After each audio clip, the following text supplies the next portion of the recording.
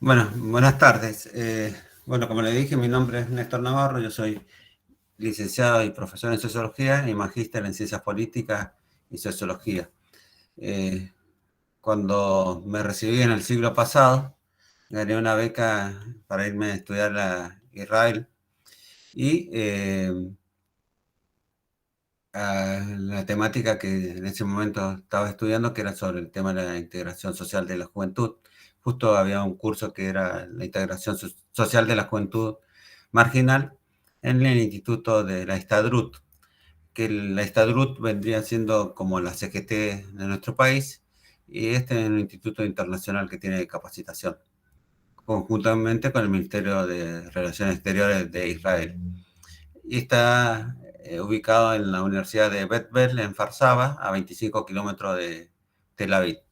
En el día de la clase inicial, cuando empezamos las actividades, el director del instituto nos da la bienvenida y nos comenta una tradición del pueblo israelí, que es cuando los niños comienzan con su nivel inicial, nuestro viejo jardín de infantes, van acompañados con sus padres y los sientan en el banquito, le abren un cuaderno con sus hojas blancas, le colocan un poquito de miel, le hacen tocar la miel con un dedo y le hacen chupar el dedo, para que vean que la educación es algo dulce. Entonces, ustedes ya tienen el caramelito, el chocolate que le pedí, ahora pueden comerlo para que este proceso que vamos a empezar hoy sea algo agradable, algo dulce.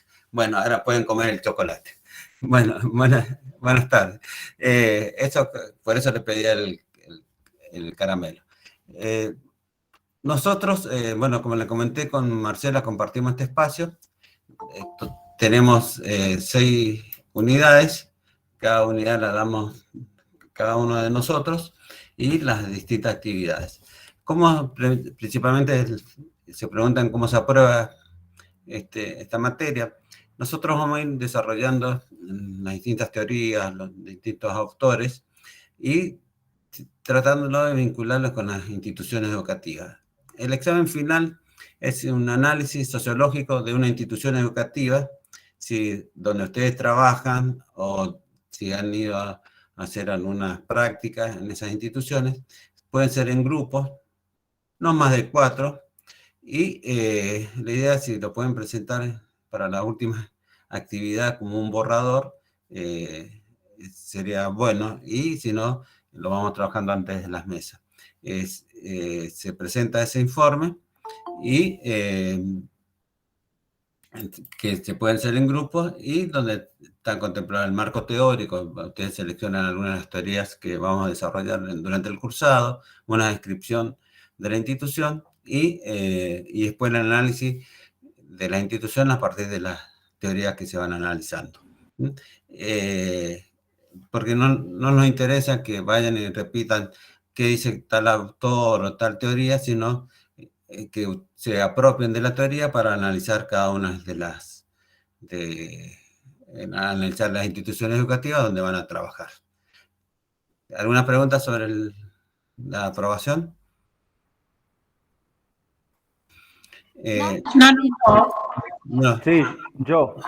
sí, Usted mencionó que ese trabajo es una instancia de la mesa final. sí, sí, sí. Ah, bien, Sí, sí. perfecto. La idea es que si podemos, en algunas actividades prácticas, no en la que hoy vamos a terminar, pero quizás yo en la próxima reunión, el práctico sea en función de las instituciones educativas que trabajen.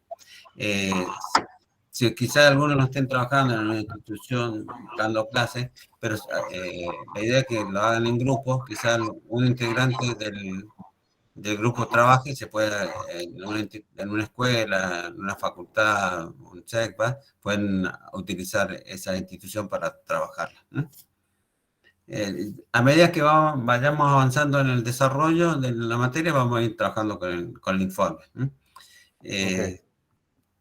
Tenemos algunos prácticos, algunas puestas en comunes, como para regularizar.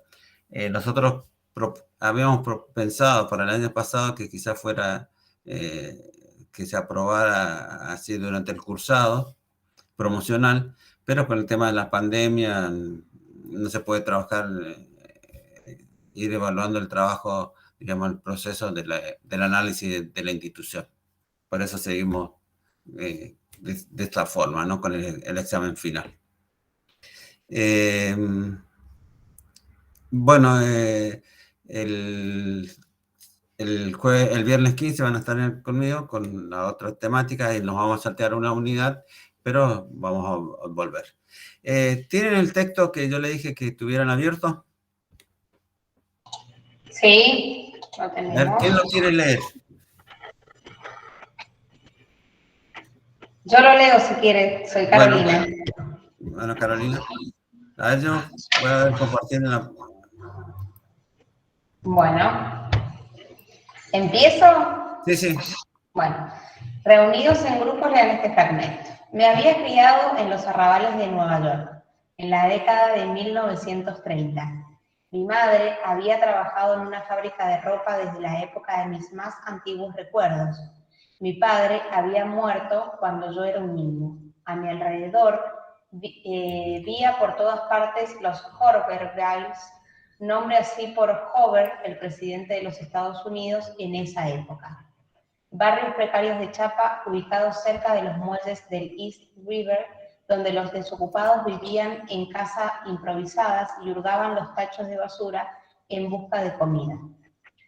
Tarde por la noche solía ir con una pandilla de otros muchachos a los mercados de verdura al por mayor del West Side a robar papas o a recoger tomates magullados en la calle para llevarlos a casa o a comer alrededor de las pequeñas fogatas que hacíamos en la calle con las cajas rotas de los mercados. Quería saber simplemente por qué tenía que existir eso.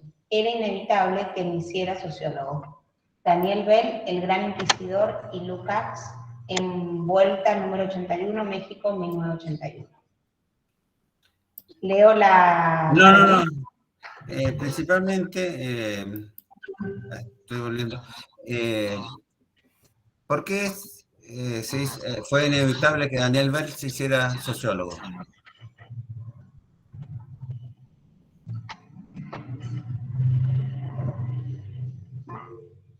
No sé si Ahí dice Analía por el contexto. ¿Por qué más? Porque quería entender las desigualdades. Entender las desigualdades, ¿qué más?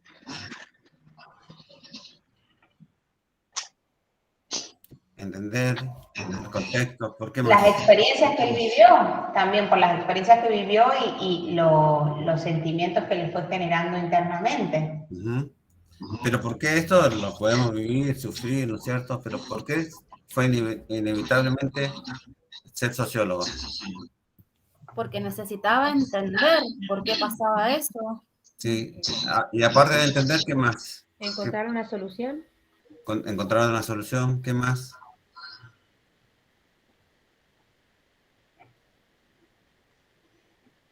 Darles un lugar también en la sociedad a esas personas que estaban marginadas de alguna manera. Sí. Acá también Eugenia plantea, buscaba respuesta.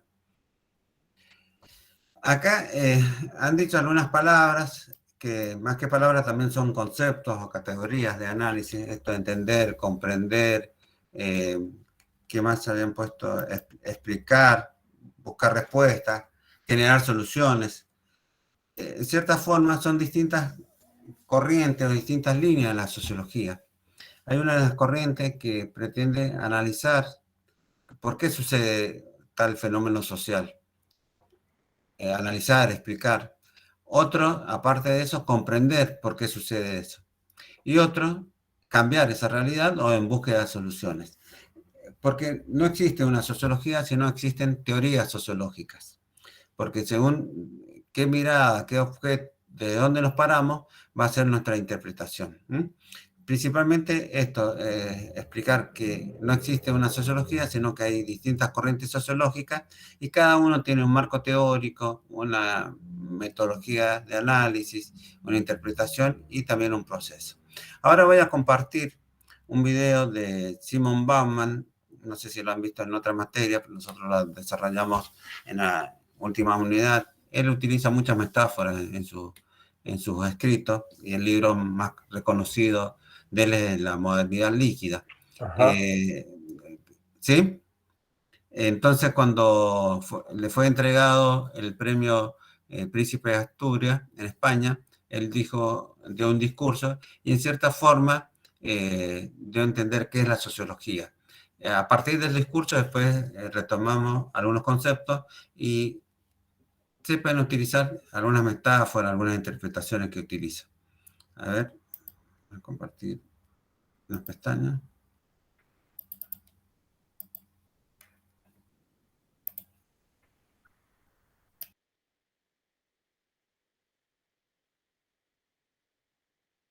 Your Majesty, Alteza Real, Your Royal Highnesses, Mr. President of the señor presidente Asturias de la Fundación Foundation, Príncipe de Asturias, ladies and gentlemen, damas y caballeros. there are many reasons to be immensely Hay muchas grateful razones for the para estar distinction inmensamente conferred agradecido upon por la me, distinción but que me han perhaps concedido. the most important among reasons Pero tal is vez that la más I importante have de ellas classified my work es as que haya part of considerado mi obra humanities, dentro de las humanidades as an effort relevant to human y communication. como una aportación relevante para la comunicación humana. Durante toda mi vida he intentado hacer sociología del modo en que mis dos profesores de Varsovia, Stanislav Ossowski y Julian Hochfeld, me enseñaron hace ya 60 años. What they taught me was to treat sociology Y lo que me enseñaron fue a tratar la sociología como una disciplina de las humanidades, cuyo único, noble y magnífico propósito es el de posibilitar y facilitar el conocimiento humano y el diálogo constante entre los seres humanos. Y esto me lleva a otra de las razones cruciales de mi alegría y de mi gratitud. El reconocimiento que han otorgado a mi trabajo proviene de España, la tierra de Miguel de Cervantes Saavedra, autor de la novela más grande jamás escrita, pero también a través de esa novela, padre fundador de las humanidades.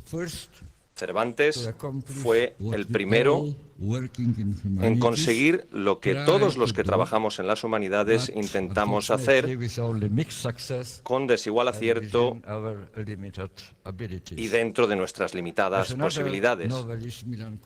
Tal como lo expresó otro novelista, Milan Kundera, Cervantes envió a Don Quijote a hacer pedazos ese telón hecho con los remiendos de mitos, máscaras, estereotipos, interpretaciones, prejuicios previos. Un telón que oculta el mundo que habitamos y que intentamos comprender. Pero estamos destinados a luchar en vano mientras ese telón no se alce o se rasgue. Don Quijote no fue conquistador, fue conquistado. No fue alguien victorioso, sino que fue derrotado.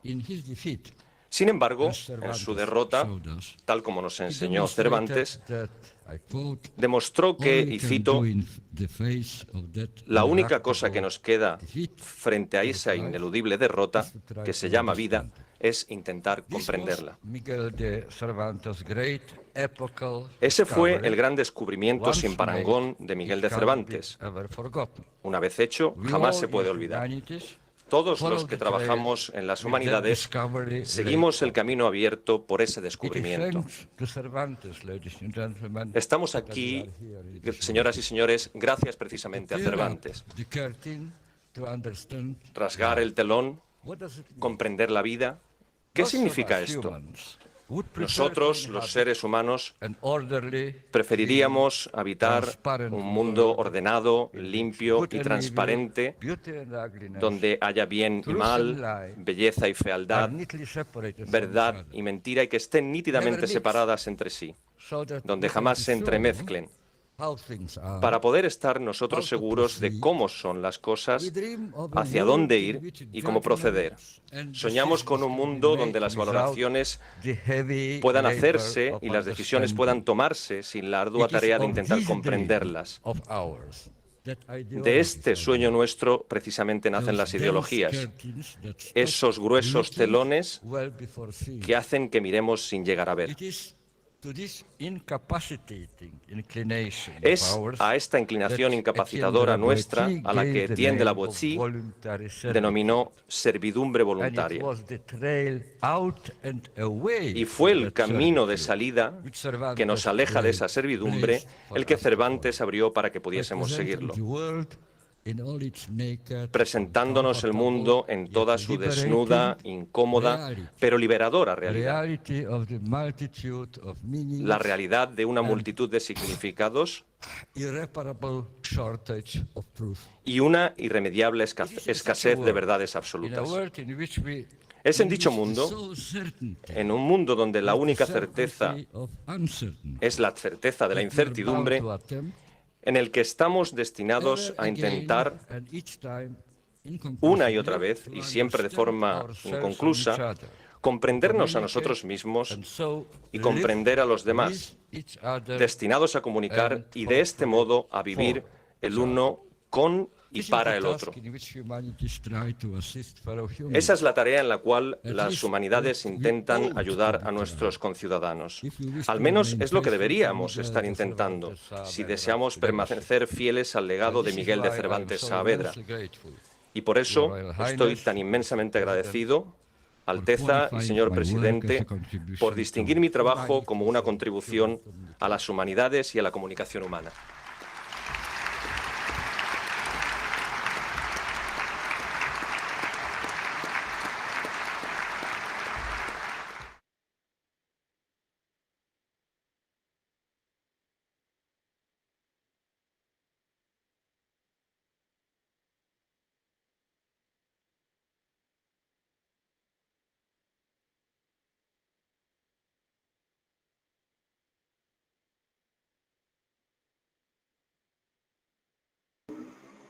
Profe, no se lo escucha.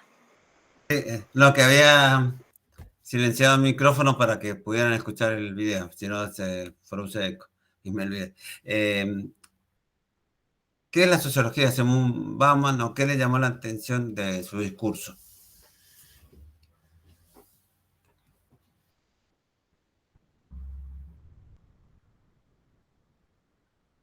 A ver. Hay un par de metáforas o comparaciones. Sí, perdón, buenas tardes. Soy Diamela Sabatini. De alguna manera propone distinguir propone una distinción entre ciencias, ¿no? Sí, acá ponen marcar, comprender la vida, buscar respuestas, principalmente. Pero hay el tema de los telones. Sí, dijo rasgar el telón en un momento, rasgar el telón, después servidumbre voluntaria, puede ser, no, servidumbre... No me acuerdo qué dijo, no. Sí, creo que fue voluntaria. Sí, pero principalmente es el tema mirar sin llegar a ver, ¿no es cierto? Esto es los telones. Nosotros tenemos ciertos anteojos que vemos la realidad de una determinada manera. Entonces, la sociedad está constituida por distintas ideologías en que nos permite ver nuestra realidad de determinada forma, de determinada manera, según nuestra cultura, nuestra formación. Entonces, una de las funciones principales de la sociología, que nosotros vamos pretendemos concretar, que es desnaturalizar lo natural, que todas las relaciones sociales, todos los fenómenos sociales no son naturales, sino que son construcciones sociales. Por ejemplo, el tema de la familia, ¿no es cierto? Antes estaba la familia tipo, ¿no es cierto? Papá, mamá, con 2 hijos, ¿no es cierto? Casados por la iglesia o por el registro civil, y hoy tenemos distintos tipos de familias, familia tradicional, ensamblada, monoparentales, o entre iguales. Es decir, que la familia ha ido cambiando, ¿no es cierto? Y por eso es una construcción. Eso que la familia es la célula básica de la sociedad, pero esa célula no es uniforme, diríamos, como nos teníamos naturalizado. Entonces, la función de la sociología es este concepto de desnaturalizar lo natural. Por eso también plantea Bauman que nosotros tenemos que romper esos telones y que nos ciegan o nos permiten ver de una sola manera esta realidad. Ahora voy a compartir un Power, a ver, vamos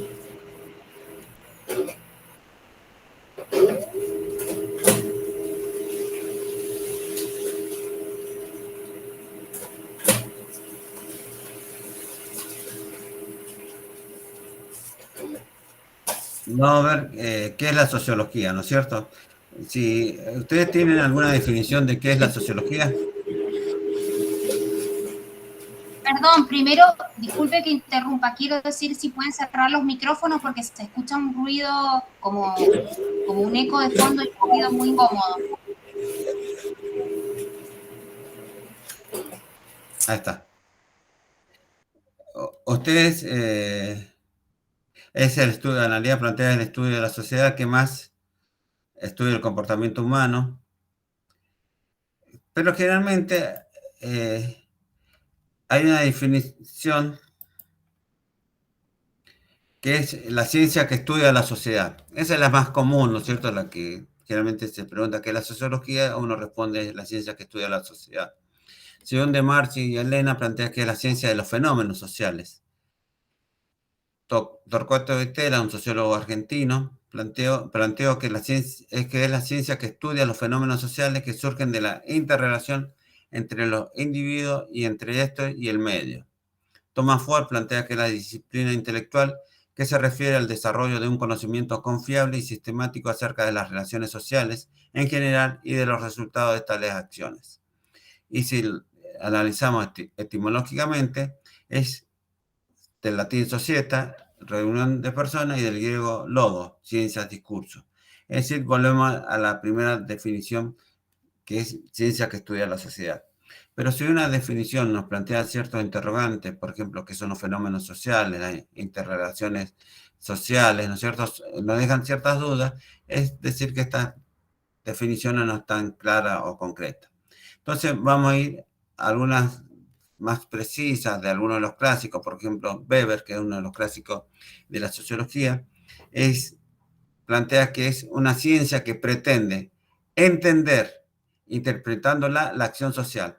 Y acá hago un párrafo, diríamos un paréntesis, ¿qué es la acción social? No toda acción de una persona es una acción social. Por ejemplo, terminamos de cursar, dar la clase, voy y me tomo un café.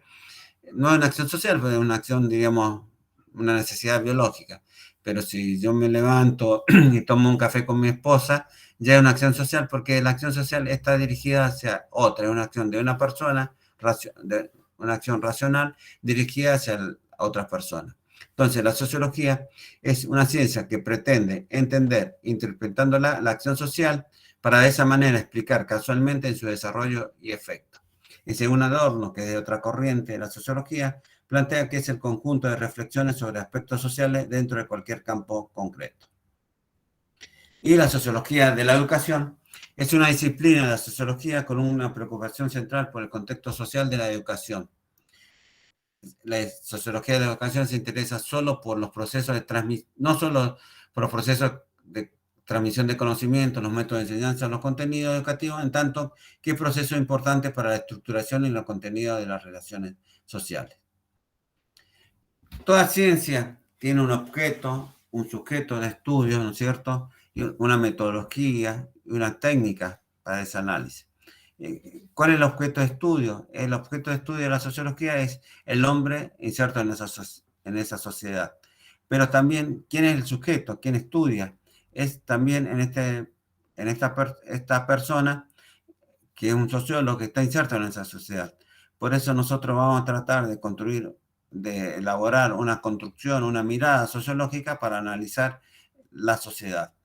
Porque a diferencia de otras ciencias, por ejemplo, el sujeto, por ejemplo, un astrónomo estudia las estrellas, ¿no es cierto?, el químico, las reacciones, pero el objeto es otro, ¿no es cierto? Pero acá el sujeto y el sujeto a veces se superpone.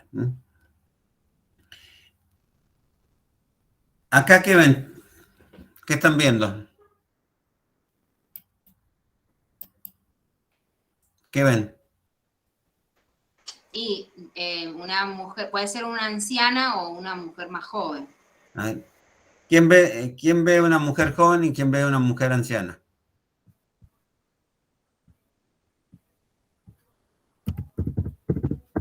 Veo una mujer joven, pero de costado, el perfil. Claro. Algunos están viendo una mujer joven, otra una mujer anciana, otros ven los dos. ¿Y eso por qué?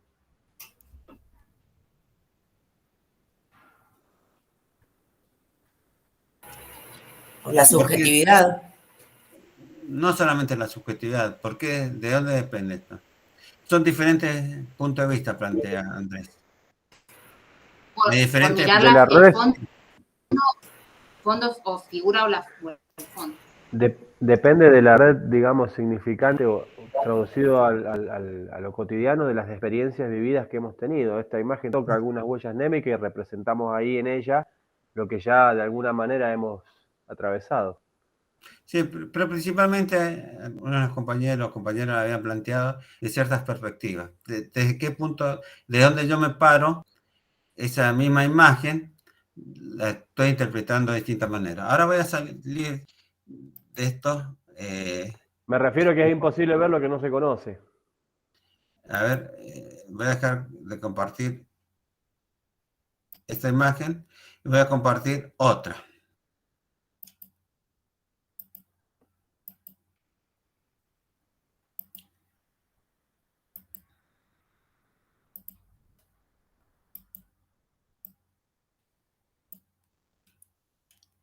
A ver.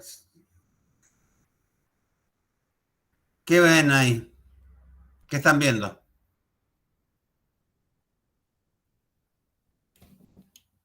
¿Una corona? ¿Una qué? ¿Una corona? Sí. ¿Qué más?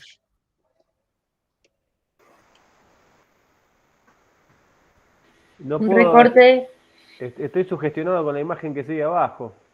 Ah, Sí, eso está. Acá, no puedes poner, el MIT no me permite a veces utilizar imagen, entonces se evidencia. Yo nunca me percaté del gallo, profe, o de la gallina, así que por eso largué la corona. Sí, pero está bien, ¿no es cierto? Yo pensé Puede que haber sido es una cresta de gallo, ¿no es cierto? Cresta. ¿Y dónde está ese gallo?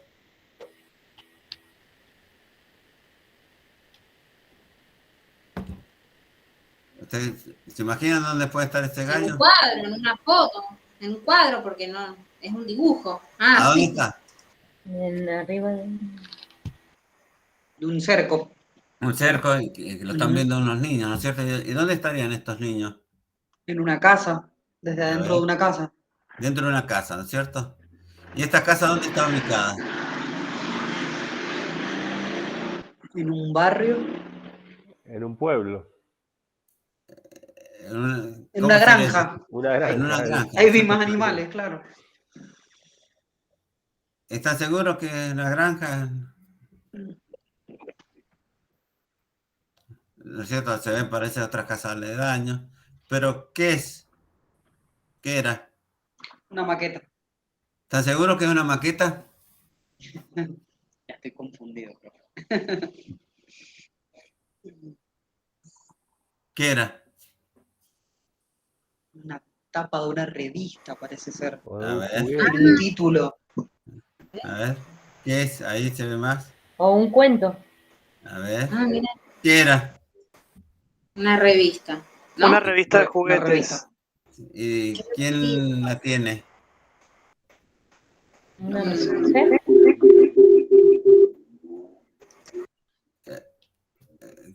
¿Y dónde está esa mujer?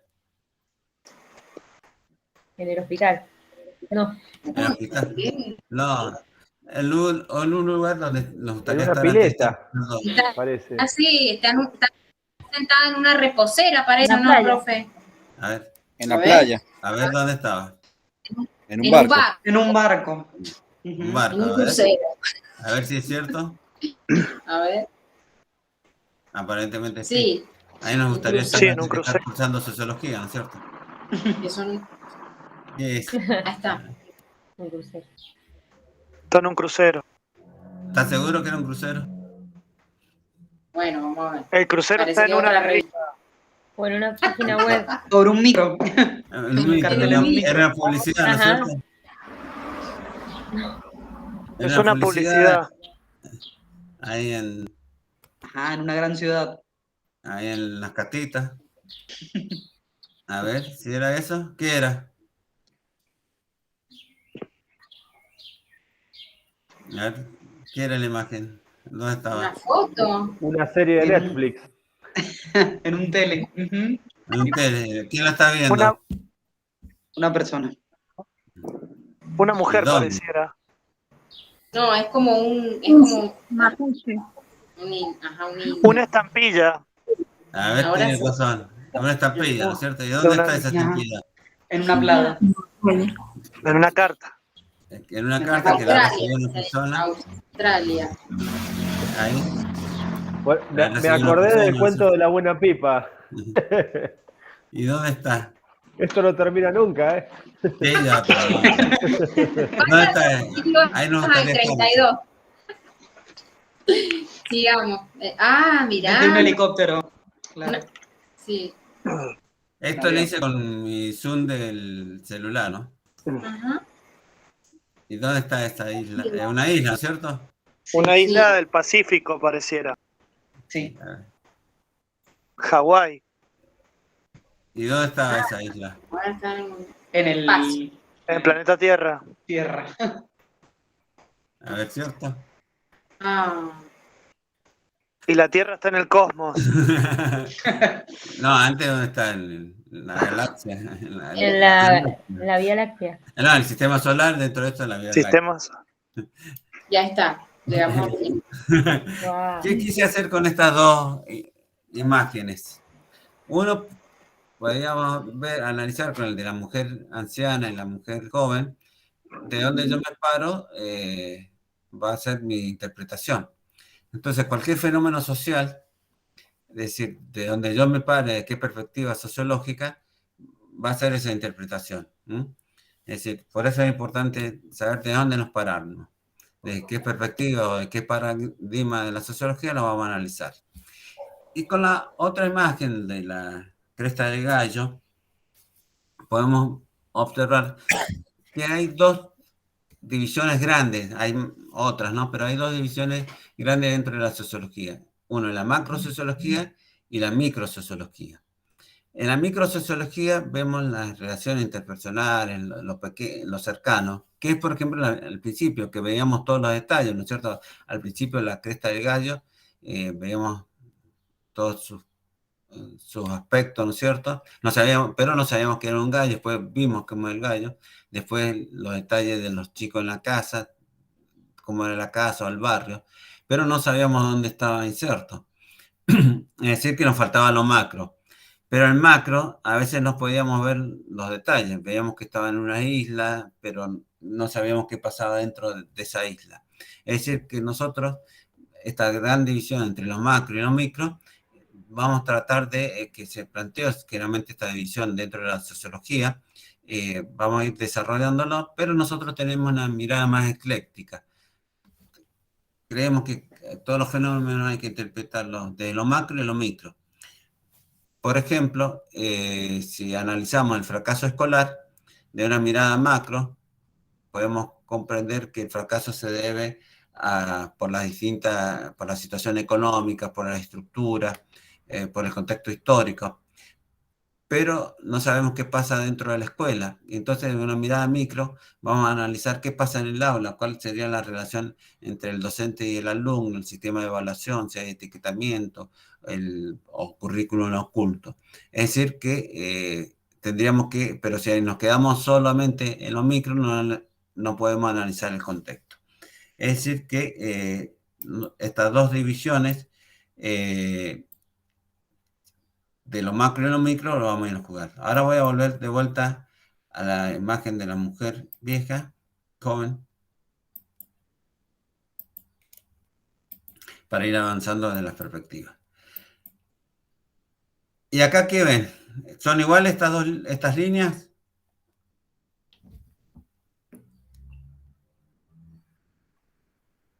A ver, De longitud para mí sí. Sí, son iguales. La longitud Sí. sí. La longitud son iguales, nada más que una se ve más larga que la otra, ¿no es cierto?, por esa perspectiva. Entonces, nosotros vamos a utilizar estas perspectivas sociológicas para ir comprendiendo los análisis sociológicos de la sociología de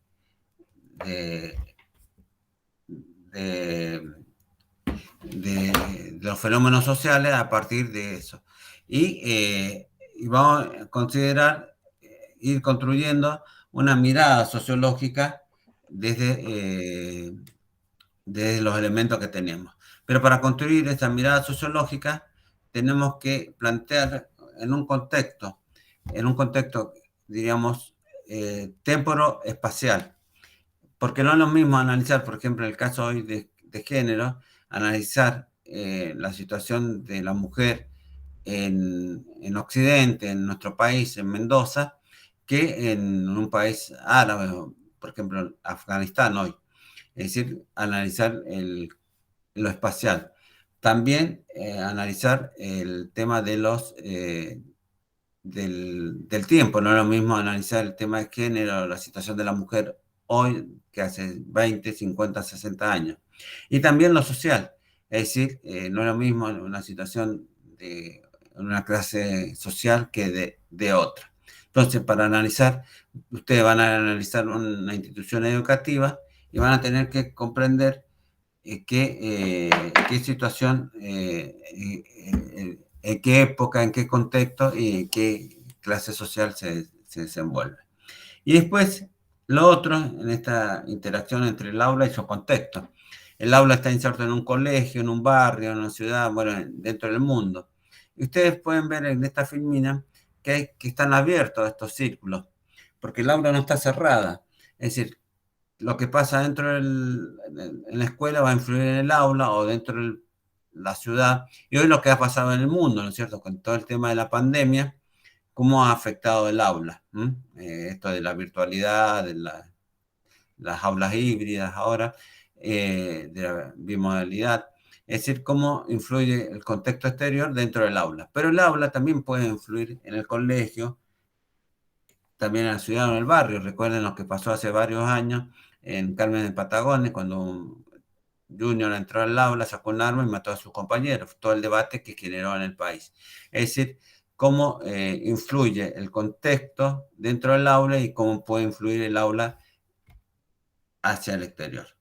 Pero también para realizar esas perspectivas sociológicas tenemos que tener en cuenta distintos componentes, que hay componentes tangibles, intangibles, bueno, y el contexto que habíamos analizado recientemente. Dentro de eso tenemos los elementos tangibles, son aquellos que se pueden ver, se pueden tocar. Si yo les mostrara una foto, ustedes pueden ver las personas y según qué tipo de ropa tienen, van a analizar en qué época se realizó ese casamiento, de qué sector social, si se casó en un templo, qué templo, ¿no es cierto?, de qué religión, o solamente en civil. A ver, creo que he entrado.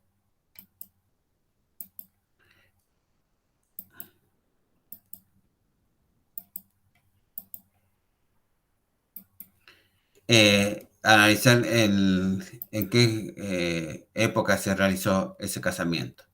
Y los intangibles son las relaciones interpersonales que no se ven, pero se pueden analizar. Por ejemplo, de una mirada de la suegra hacia la nuera, cuáles son esas relaciones. Y bueno, también esos contextos, factores espaciales, temporales y sociales. Vamos a hacer un desarrollo histórico de la sociología.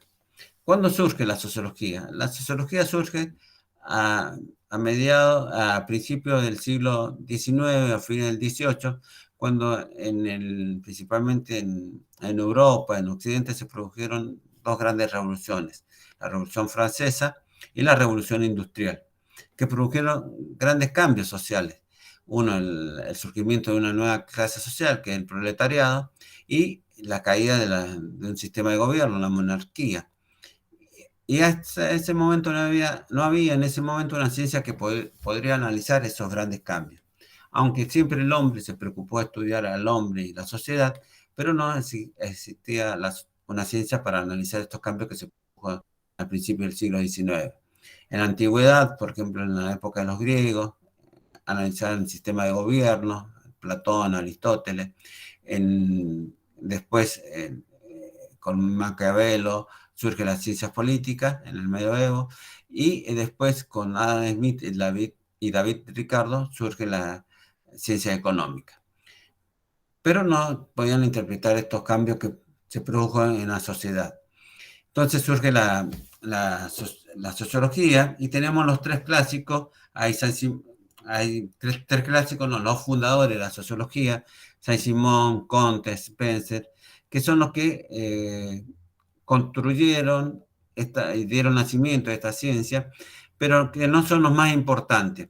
Los que nos interesan a nosotros son los clásicos de la sociología, que son Durkheim, Marx y Weber. Comte fue el que a veces se lo consideran como el padre de la sociología, pero solamente le dio el nombre, no solamente le dio el nombre, algunos lo consideran también como un plagiador, dado que era el secretario de Saint-Simon y a veces publicó obras de Saint-Simon como suya. Ellos, ¿cómo analizaron la sociedad? ¿Cómo, a partir de la ciencia dominante en ese momento, que era la biología? Entonces estudiaron a la sociedad como un cuerpo humano, es decir, que habían distintas partes de la sociedad, es decir, como el cuerpo, que diríamos como una anatomía de la sociedad. Y también el funcionamiento de estas partes, que sería una fisiología de la sociedad. También para analizar un poco, recuerden cuál era el lema de los positivistas, está en la bandera de Brasil o de la generación del 80, orden y progreso. Para que se desarrollara una sociedad tenían que estar en orden, en paz, y después que sería una estática social, y después un desarrollo, una dinámica social para el progreso. Pero también ellos trataron de comprender qué es lo que mantenía unido a la sociedad, dado que la religión, que era lo que mantenía cohesionada, unida a esa sociedad, había perdido esa presencia. Y bueno, ellos trataron de analizar a través de distintas teorías por qué se mantenía unida y qué es lo que mantenía unida. Después, dentro de esta línea, estos fueron los fundadores, está Émile Durkheim, francés, después lo vamos a desarrollar usted también en el práctico,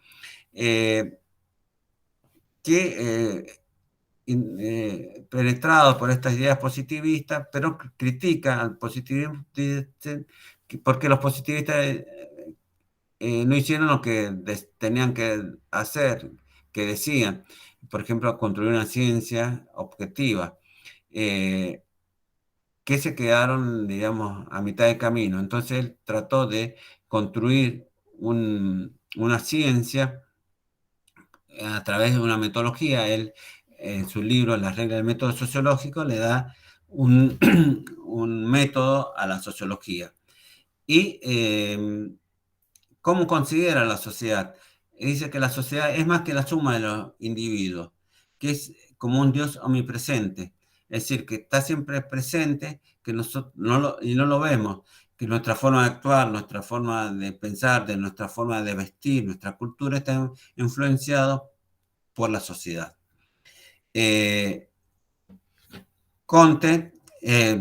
Durkheim es considerado, digamos, como uno de los clásicos de la sociología, y le da elementos a través de la regla del método sociológico para hacer esos estudios. Y se considera que él realiza la primera investigación sociológica, que es su obra El suicidio. ¿Ustedes cómo consideran que es el suicidio? ¿Algo individual o social? Social. Social, ¿por qué? Porque de una persona que se suicida puede haber 10 personas que pueden también cometer un suicidio, según las estadísticas. ¿Y qué más? ¿Por qué es social? A ver. Porque por ahí tiene presión social, entonces lo lleva a esa determinación.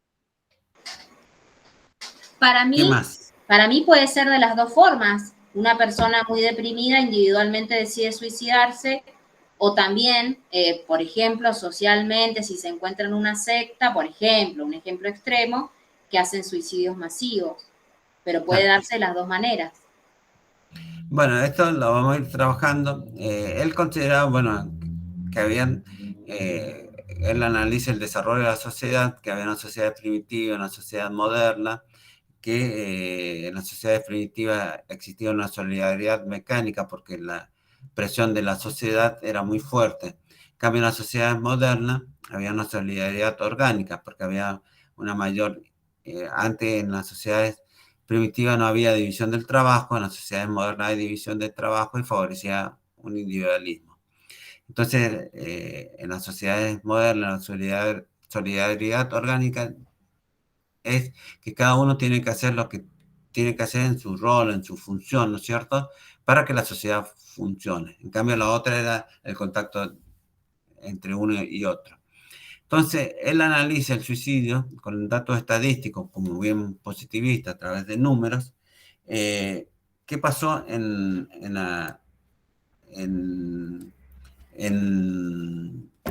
con estas tasas de suicidio en la ciudad de París? Y pudo corroborar que según distintos grupos sociales era mayor o menor la tasa de suicidio. Por ejemplo, si eran casados o solteros, era mayor la tasa de suicidio en los solteros. Si era hombre o mujer, mayor la tasa en los hombres. Jóvenes, adultos, era mayor en los adultos. Si trabajaba o no trabajaba, es decir, también variaba. Y otros los datos eran en función de qué religión. Era mayor la tasa de suicidio en los protestantes que en los judíos y los católicos, porque para ellos era un pecado. Y en función de eso consideraba, según cuál era la relación del sujeto, de la persona con la sociedad, o la sociedad en qué contexto, cómo influenciaba en el individuo, hizo una clasificación de 4 tipos de suicidio. Estaba el suicidio egoísta, que es aquella persona que no tenía fuerte vínculo con la sociedad, que, por ejemplo, un chico se pelea con su novia, va a su casa, se toma una pastilla, se pega un tiro, sin importar qué pasaba en la familia. Después tenemos el suicidio altruista, que tenía un fuerte lazo con la sociedad y consideraba que su muerte iba a ser un bien para la sociedad. Por ejemplo, tenemos el caso de nuestro país, el caso de René Favaloro, que generó todo un debate. O si no, más cercano, tenemos los pilotos que derribaron las Torres Gemelas, ¿no es cierto? O un terrorista que se autoinmola, porque ellos saben que van a morir, pero luchan por una causa, por un ideal, y que después van a tener una recompensa en el paraíso. Después tenemos el suicidio, que principalmente cuando la sociedad entra en crisis, que se puede dar en momentos históricos que en la sociedad hay un problema. Por ejemplo, la caída de la bolsa en los años 30 en Estados Unidos, acá en la hiperinflación del 89, o en la crisis del 2001, o en el 2008 en Estados Unidos, la crisis del inmobiliario, o en España. Generalmente cuando hay grandes crisis. En el 2001 en nuestro país hubo una gran tasa de suicidios, pero principalmente de ancianos. Sus jubilaciones eran mínimas. Además se violó uno de los principios fundamentales del capitalismo, que es el ahorro, ¿no es cierto?, a través del corralito. Y el último suicidio es el fatalista, que aquella persona que de él no depende su vida. Por ejemplo, un esclavo, una persona que está en una red de trata o una enfermedad terminal. A veces se dan combinaciones, no puros. Por ejemplo, si analizamos el de Favaloro, para algunos fue anómico. Recuerden que fue a fin del 99, estaba en crisis en nuestro país. O también fue egoísta porque no buscó una solución. Es decir, que no es puro, digamos, estos análisis. Una de las críticas que se le realiza a ese estudio de Durkheim, un poco ustedes lo plantearon. Sí, la sociedad influye, pero no a todos. Por ejemplo, en la crisis de 2001 a todos nos afectó. no todos nos suicidamos, ¿no es cierto? Es decir, que también hay elementos personales, individuales, psicológicos, que según cómo nos afecta o no nos afecta lo que pasa en la sociedad. Es decir, que, pero en sí, ¿por qué él consideraba que el suicidio era un hecho social? Y acá vamos a utilizar una de las categorías de análisis de Durkheim, que es el concepto de hecho social. ¿Qué es un hecho social? Él dice que un hecho social es comparable con una cosa, y una cosa es comparable con otra cosa. Es decir, por ejemplo, para saber un peso de un determinado material, lo tengo que comparar con otro, ¿no es cierto? Entonces él dice, si un hecho social es comparable con una cosa es comparable con otra cosa, es decir, que un hecho social es comparable con otro hecho social. Pero ¿cuáles son las características para que sea un hecho social? Principalmente que sea externo al individuo, externo, coercitivo, es decir, que lo obliga, se generaliza y se internaliza y se naturaliza. Por eso el suicidio es un hecho social, porque es algo externo al individuo, es coercitivo, se generaliza y se naturaliza. Y se naturaliza. Es decir, por eso se da el caso de los tipos distintos de suicidio, ¿no? Y después, dentro de esta corriente, continúan con el funcionalismo, que ahí tenemos a Parsons con su teoría dentro de la sociología de la educación de la meritocracia. Esta etapa del funcionalismo surge en los años 30 en Estados Unidos, pero tiene su gran desarrollo después de la Segunda Guerra Mundial. Este modelo americano, ¿no es cierto?, del modelo de estado de bienestar, en la época del oro del capitalismo, es decir, después de la Segunda Guerra Mundial hasta la crisis del petróleo, tuvo un gran auge el funcionalismo. Y en nuestro país hablar de sociología era hablar de funcionalismo. Ellos consideran la sociedad dividida en distintos sistemas que tienen que actuar coordinadamente. Si una parte del sistema funciona mal, afecta a toda la sociedad. Podemos corroborar ahora, por ejemplo, el sistema de salud empezó a funcionar mal y afectó a lo económico, a lo educativo, pero después tiende a volver al equilibrio, a un nuevo orden. Por ejemplo, dentro de la cultura, en los años 60 tenemos un movimiento contracultural, que fue el movimiento hippie, que luchó en contra de la cultura de consumo, de guerra que había en Estados Unidos. Fue un movimiento contracultural que movió la estructura de la sociedad norteamericana.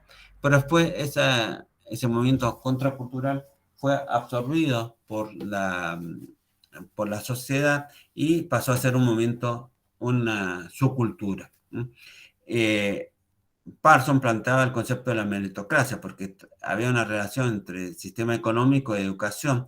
Si uno se esforzaba, por ejemplo, realizaba esfuerzo, estudiaba, se podía insertar socialmente en la sociedad y iba a obtener un título y había una movilidad social ascendente. Un poco del modelo que nuestros padres nos inculcaron, que a través de la educación uno podía ascender socialmente.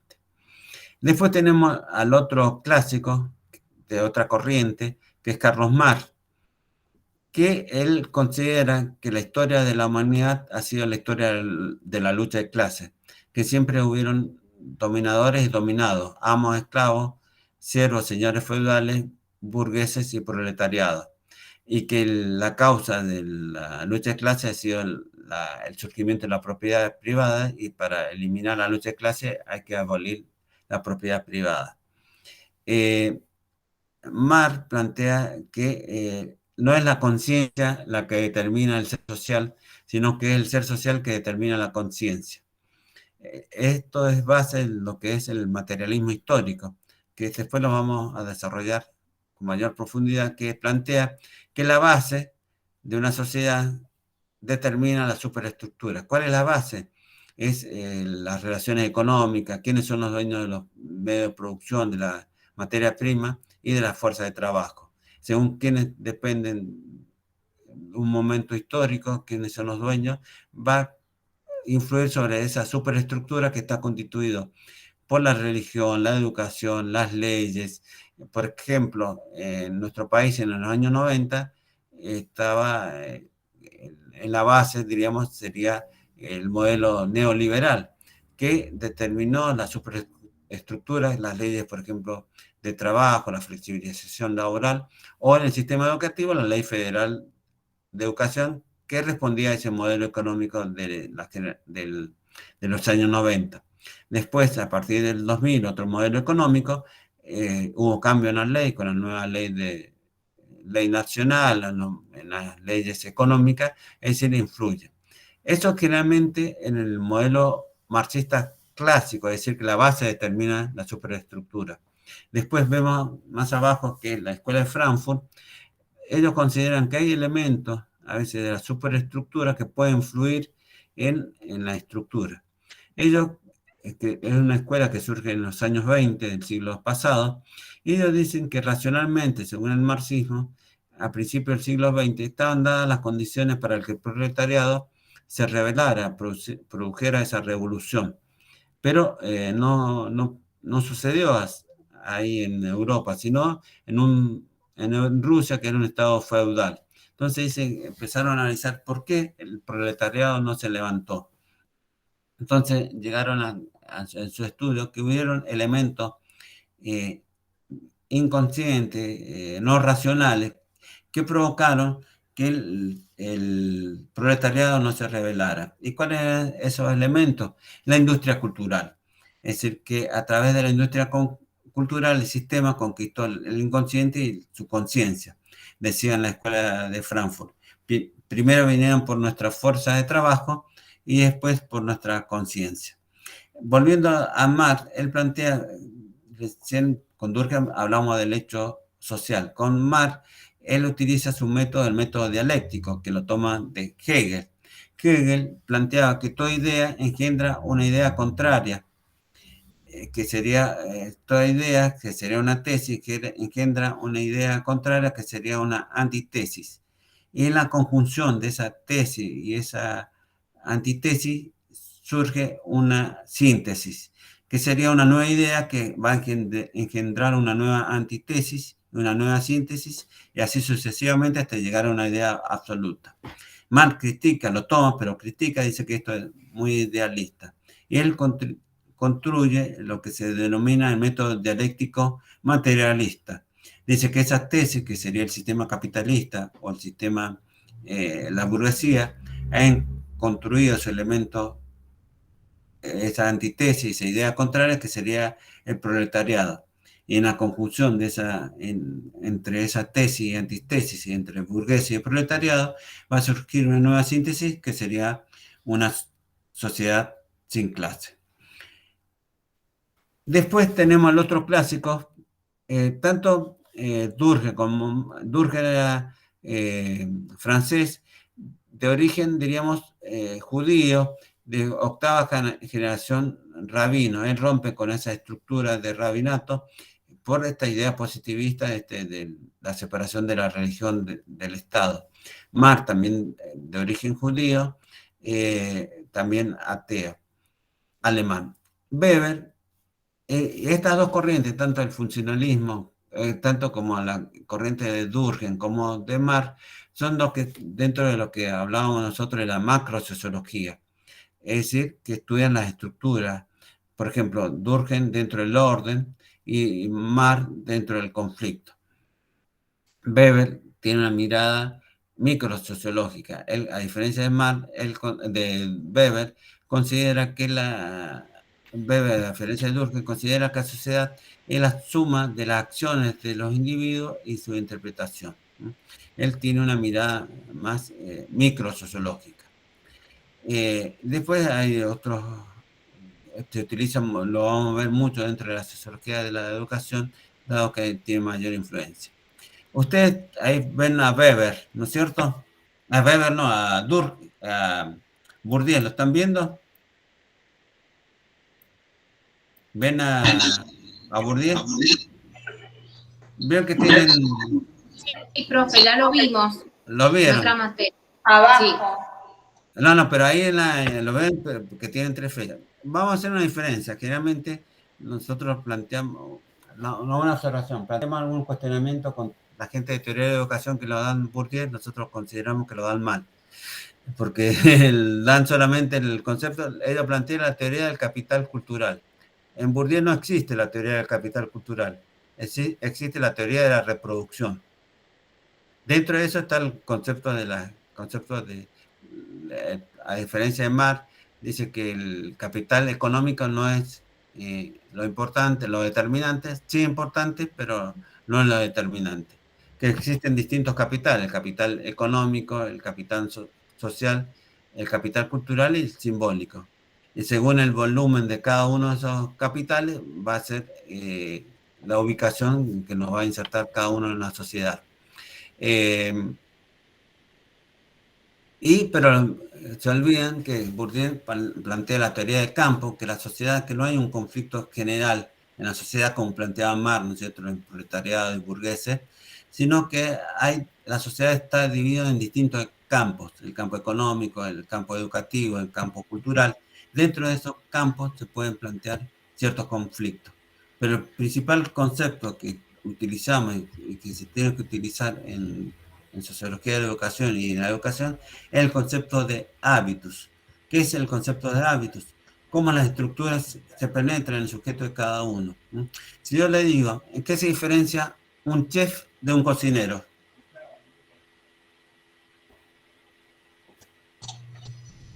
Solo en la categoría dentro de la cocina. No, hay algo más. El título. Claro. ¿Qué más? Y que el chef llega a ser el jefe de cocina y que puede llegar a, por ejemplo, a dar órdenes a varios cocineros. Hay una orden de jerarquía tal vez ahí. Sí, pero ¿qué más? Otras cosas más. Para mí, el chef trabaja de eso, supuestamente, y el cocinero podemos ser todos cocinamos. Acá, disculpe que me ha dado frío, me voy a poner el pullover. Disculpe. Sí, está bien. Acá viene un concepto, vamos a analizar de esto de los capitales. ¿Qué capital tiene el cocinero? ¿Qué capital tiene el chef? El cocinero la experiencia y el chef por ahí la formación más teórica. Claro. Vamos a analizar con el concepto de los capitales. Es la disposición. El cocinero, por ejemplo, ¿qué capital económico tienen el chef y el cocinero? Quizás provienen del mismo sector social, ¿no es cierto? Clase media o clase media baja, diríamos. Pero el chef puede tener un capital cultural mayor, dado que estudia, ¿no es cierto? Obtiene un título, como planteaba la compañera, el cocinero más por la experiencia, ¿no es cierto? Las recetas que las transmitió su madre, o otro colega va aprendiendo. Esto hay una diferencia entre el capital económico, son iguales, el capital cultural depende, el capital social también, porque el cocinero generalmente el capital, por ejemplo, social, el chef es más reconocido, ¿no es cierto? Uno ve cómo se viste un cocinero, un chef, generalmente la imagen que tenemos del cocinero es una persona gorda con el delantal manchado con grasa, en cambio el chef con delantal prolijo. Y también el capital social, es decir, cómo las relaciones que tiene cada uno. Pero eso influye en su forma de pensar, en su forma de actuar. También yo hago esa comparación entre un coiffeur y un peluquero. El peluquero, ¿qué imagen tenemos? La peluquera del barrio, que es chusma, ¿no es cierto? Un capital cultural bajo. En cambio, el coiffeur, una persona refinada, con relaciones, que realmente sus hábitos, sus costumbres sean de los clientes que él atiende. Es decir, cómo la estructura en que está muy cierto influye en nuestra visión del mundo, en nuestra forma de actuar. Por eso es importante el concepto de hábito. Eso lo vamos a trabajar, que seguro que Marcela lo va a dar mayor profundidad. Pero acá vemos a Bourdieu, que tenemos lo que yo quería aclarar, me extendí un poco, que vienen las flechas tanto de Marx, de Durkheim y de Weber, porque principalmente son estos autores que tratan de relacionar esta mirada macro y micro, ¿no es cierto? Cómo la estructura influye sobre el sujeto, pero también cómo el sujeto puede influir en las estructuras, ¿no es cierto? Es decir, que hay una relación, es decir, hay una relación entre estructura y sujeto que se va interactuando en cada uno, ¿no es cierto? Por eso Bourdieu tiene estas 3 flechas. También vamos a ver otros autores que están entre eso. Vamos a ver ahora cuáles son los paradigmas y las visiones que hay en el mundo. Paradigma o las perspectivas de un sistema de ideas y visiones del mundo, que este concepto de paradigma lo dio Thomas Kuhn en los años 20 del siglo pasado. Claramente, ¿para qué nos sirve un paradigma? Principalmente nos ordena, da una visión al científico, ¿no es cierto? Nos ordena, da un elemento para observar. Y existen distintos paradigmas. Hay un paradigma que es técnico o científico y un primitivo que es denominado como el sentido común, que también es una construcción social, porque depende en qué sociedad, en qué época, en qué sector social, el sentido común va a ser distinto de uno para otro. Por ejemplo, en nosotros es importante el estudio, para otras personas dice, ¿para qué vas a estudiar si jugando al fútbol vas a triunfar? Es decir, cambia, ¿no es cierto? Y hay una relación entre el paradigma técnico-científico con el primitivo. Pero lo que principalmente planteaba Thomas Kuhn en su obra Las revoluciones científicas, cómo se va desarrollando este progreso.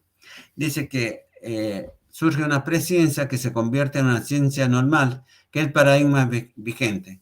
Por ejemplo, gran parte del siglo XX en la ciencia dominó el positivismo.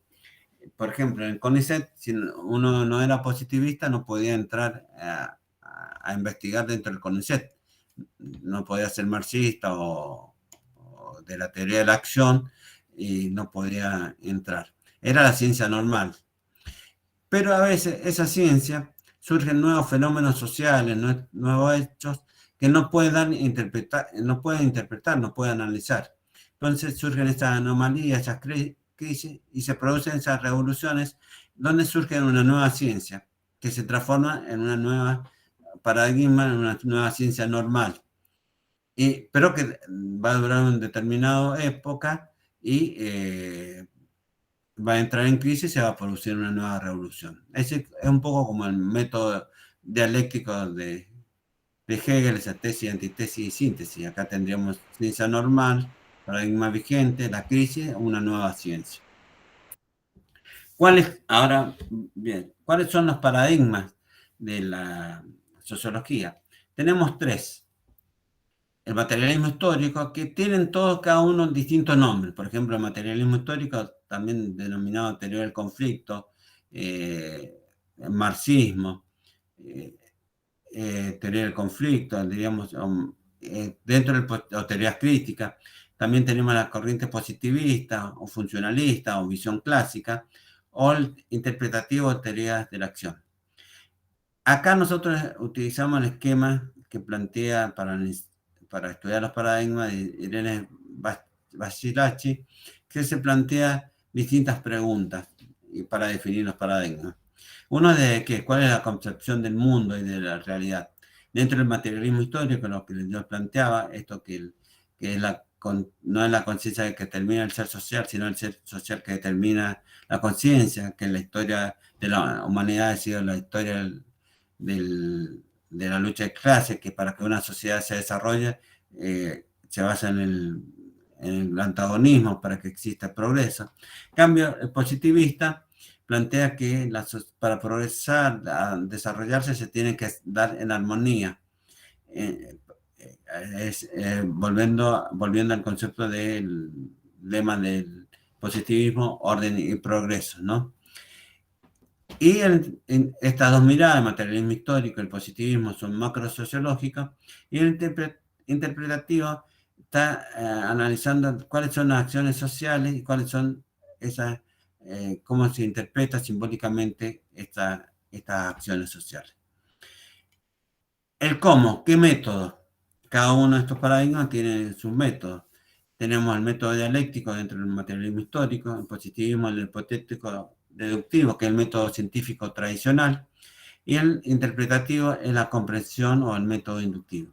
Por ejemplo, si nosotros queremos analizar la pobreza, dentro del positivismo podemos analizar a través de las tasas de pobreza. Hoy, por ejemplo, con los valores que han surgido en nuestro estudio esta semana, es a través de la línea de pobreza, que es el valor de la canasta básica de alimentos más algunos servicios, que para una familia de 4 integrantes, 2 adultos y 2 menores, hoy el mes pasado era 63.000 pesos, ahora debe ser 65.000 pesos.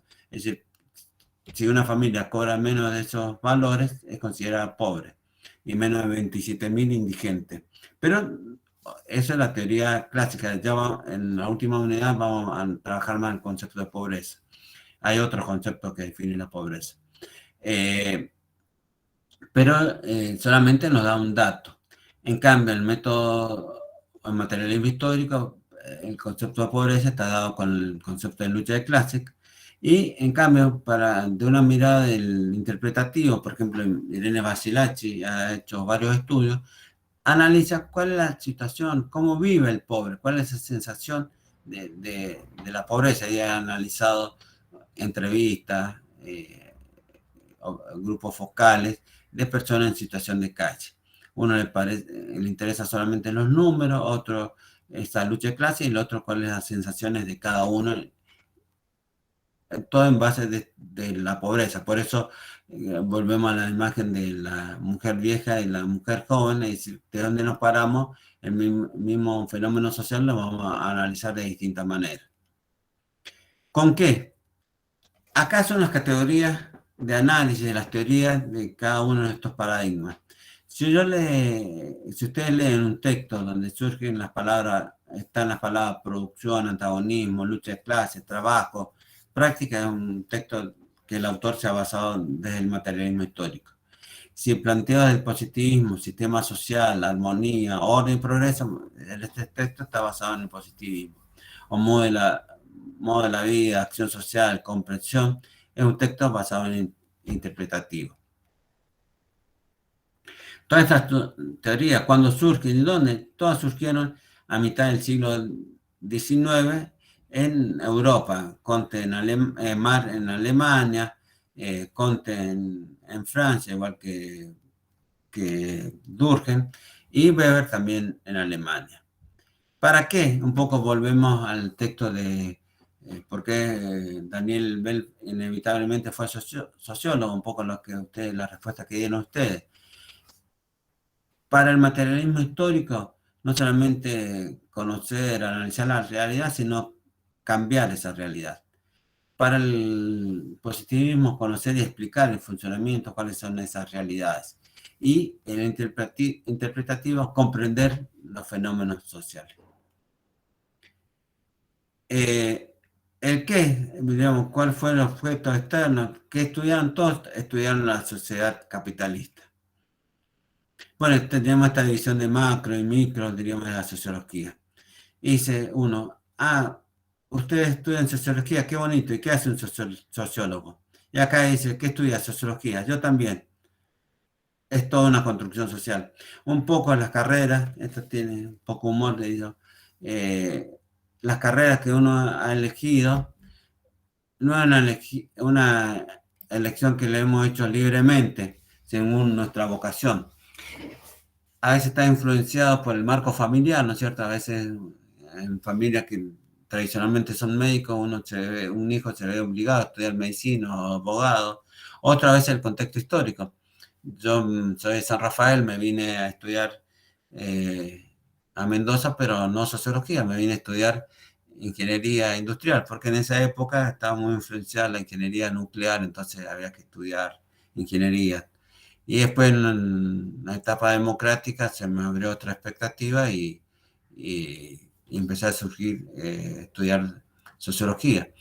Hay épocas, si ustedes analizan, cuando hacen reportajes de los chicos que van a la oferta educativa, hoy buscan carreras cortas con salida laboral pronta. En otra época, ciencia, comunicación social, o diseño, es decir, que está influenciado, es decir, la vocación, que supuestamente es algo muy individual de cada uno, cómo está construido por esta sociedad, por eso es una construcción social. Ahora hicimos un panorama rápido, diríamos, de las perspectivas o de las paradigmas de la sociología. Entonces, la actividad que van a hacer, yo les mandé un libro que es el de Sociología de la Educación de Brígido, y también en el aula, no sé si han podido entrar, está una cartilla de trabajo. Que ahí está, yo, por lo menos en las unidades que van a ver conmigo, yo aparte de la bibliografía entré unas cartillas de trabajo que son textos mediados. Pero acá en el capítulo, la unidad 1, vamos a trabajar, vamos a vincular principalmente los clásicos con la educación, con la sociología de la educación. Entonces, va a ser un trabajo grupal. Es decir, ustedes se tienen que dividir en grupos de 4, como vienen trabajando, y seleccionar uno de los puntos. Si se pueden, ustedes seguro que tienen grupo de WhatsApp. Claro, yo me muevo más por el correo electrónico, ya sea por el de, principalmente Yahoo, es el que más leo. Profe, ¿sí? A lo que se refiere a la cartilla que yo acá la estoy viendo, es elegir uno de los puntos. Por ejemplo, acá hay uno, el primero dice 1.1, complejidad de la sociedad, otro dice 1.2, fines de la sociología. ¿Eso? No. Esperen, ya le explico. Conmigo, cualquier consulta me escriben por correo, yo lo veo permanentemente, les contesto. No utilizo el grupo de WhatsApp porque me parece a veces invasivo recibir un WhatsApp a las 12 de la noche, un fin de semana, pero generalmente conmigo, con el correo electrónico, van a tener la respuesta. No, el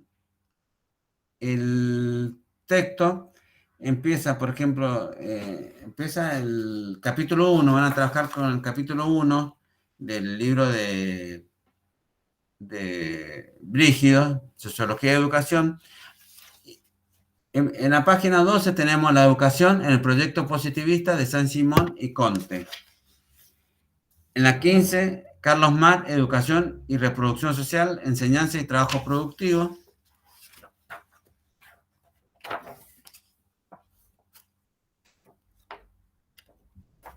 En la página 20, Max Weber, educación y dominación. Después en la 25, Emily Durkheim, en análisis científico del fenómeno educativo, y termina en la página 29, la herencia durkheimiana. Entonces, cada uno de ustedes, cada uno del grupo, eligen uno de esos tipos. En la guía en la cartilla hay una guía como para interpretar el texto, no es que tengan que responder a esas preguntas. Lo que van a hacer es hacer una presentación, ahí está en la guía, si no se lo voy a mandar por correo, la guía solamente de trabajos prácticos, tienen que subir la producción en un Padlet. Es decir, una breve síntesis, diríamos qué dicen los fundadores de la sociología, o Durkheim, o Marx, o Weber, o los continuadores del Durkheim, en ese Padlet. Y el 15, antes de empezar la unidad que voy a desarrollar, hacemos la puesta en común de cada uno de esos textos. ¿Comprenden más o menos cómo es la mecánica? ¿Eso en grupo? Sí. En grupo, sí. En los grupos que vienen trabajando, no sé de cuántos son. Ok. Profe, una preguntita. ¿Todos los grupos tenemos que leer ese capítulo 1 o partes de ese capítulo? Perfecto. Lo tienen que leer todos, pero cada uno va a trabajar un punto de ese capítulo. Ah, perfecto. Y la cartilla está como una forma de guía para poder... En la última página está la guía del trabajo práctico. Si no, yo se lo voy a subir o se lo voy a mandar por el correo. Solamente esa hoja. Pero es algo orientativo. Principalmente hagan una síntesis, un mapa conceptual, o si quieren, lo que yo les he planteado, pueden elaborar un perfil de Facebook o de Instagram de Mar o de Durkheim, o un hilo de Twitter, por ejemplo, un debate entre, por ejemplo, de Mar, si quieren hacer un TikTok también, o si no requieren eso, un Power, un Prezi, un Generally o un resumen. Eso no soy ortodoxo, diríamos, exigente con una metodología. La pueden utilizar. Principalmente lo que me interesa es que se acerquen a los clásicos y ver cuál es la visión, porque a partir de eso vienen todas las teorías. Conmigo van a ver en la próxima unidad, en la próxima clase, la unidad 5, que es educación y trabajo, donde vamos a ver principalmente, vamos a trabajar con autores que derivan de Mar o de Durkheim, ¿no es cierto? Bien, y también gracias. algo de Weber, también otros autores, pero quiero que, por ejemplo, yo me olvidé de decir de Weber, ahora me estoy recordando que no planteé, ¿se acuerda que con Durkheim y con Mar, con Durkheim planteé el concepto de hecho social, con Durkheim el hecho social, con Mar el método dialéctico? Weber utiliza el concepto de tipo ideal, que es una construcción racional de un fenómeno social. No es un promedio de lo que pasa en la sociedad, ni un ideal moral, diríamos, el ideal de padre, el ideal de hijo, el ideal de alumno, sino una construcción social. Y él considera que, por ejemplo, elaboró un tipo ideal de la burocracia. Si yo le pregunto a usted, ustedes lo van a ver con Marcel en el tema de la organización escolar. El concepto de burocracia, generalmente, ¿qué es? Papeleo, demora, tiempo. En cambio, con Weber construye ese tipo de ideal. Hay ciertos pasos, ¿no es cierto?, que para entrar al sistema administrativo hay que rendir, tener mérito, que está todo escrito, la comunicación, todo dividido, diríamos, los pasos, que los miembros del sistema administrativo no pueden ser dueños de la empresa. Entonces yo siempre planteo qué ha pasado con las bodegas mendocinas del principio del siglo XX. En la tercera generación todos quebraron porque estaban relacionados los dueños con el sistema administrativo, que no tenían un equipo especializado en la administración. Las dos bodegas de esa época que quedan en sus manos de la familia fundadoras son Bianchi y de San Rafael y Goyenechea también de San Rafael. Hoy las otras bodegas nuevas realmente han creado un sistema administrativo especializado. Entonces él construye el tipo ideal, diríamos, de burocracia para analizar qué pasa en la realidad, y así con todos los fenómenos sociales. También Weber, a diferencia de Mar, él a través de una obra que se llama La ética protestante y el espíritu capitalista, donde estudia la relación entre economía y religión, estudian las religiones primitivas, el judaísmo, el cristianismo, el protestantismo, y llega que sin la revolución, conclusión, sin la reforma protestante no se hubiera podido producirse el capitalismo, porque la esfera principalmente que estudia Weber es el desarrollo de la razón. Entonces, cómo la razón, la racionalización fue penetrando en la religión, y bueno, eso influyó en los cambios que produjo en la religión con el protestantismo, y decir que en esta conclusión que dice que sin la reforma protestante no se hubiera producido el capitalismo, a diferencia del Mar, es decir, como un elemento de la superestructura que es la religión influyó en la estructura. También habla, por ejemplo, del concepto, vamos a trabajar el concepto de poder, dominación y obediencia.